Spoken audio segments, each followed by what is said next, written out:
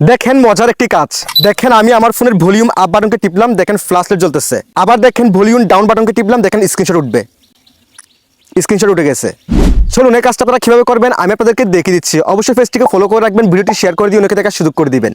First of all আপনারা Chrome ব্রাউজারে গিয়ে উইগু কাপ এই ওয়েবসাইটে চলে আসবেন। দেন এখান থেকে এই ওয়েবসাইটে ক্লিক করে দিবেন। এরপর এখান থেকে সার্চ বার যাবেন এবং সার্চ বার গিয়ে আপনারা লিখবেন এপিকে স্পেস 1, এপিকে স্পেস 1 দিয়ে সার্চ করে দিবেন। দেন এখান থেকে এই পোস্টে ক্লিক করে দিবেন।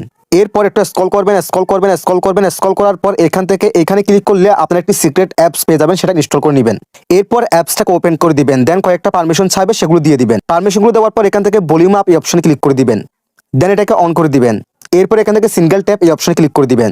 সো ভলিউম আপ এই অপশনটার মাধ্যমে আপনি কি করবেন, স্ক্রিনশট নেবেন নাকি ফ্ল্যাশ লাইটটা জ্বালাবেন। সো আমি যেহেতু ফ্ল্যাশ লাইট জ্বালাবো আমি এটাকে সিলেকশন করে ফেললাম। দেন অ্যালাউ করে দিলাম। এরপর ব্যাকে ক্লিক করব। দেন এখান থেকে ভলিউম ডাউন এই অপশনে ক্লিক করে দিব। দেন এটাকে অন করে দিব। এরপর সিঙ্গেল ট্যাপ এই অপশনে ক্লিক করে দিব। দেন এখান থেকে আমরা স্ক্রিনশটটাকে সিলেকশন করে ফেলবো। এখন যদি আমরা আমাদের ভলিউম আপ ওই বাটনটাকে টিপি, ফ্ল্যাশে জ্বলবে। যদি ভলিউম ডাউন এই বাটনে টিপি তাহলে স্ক্রিনশট হবে।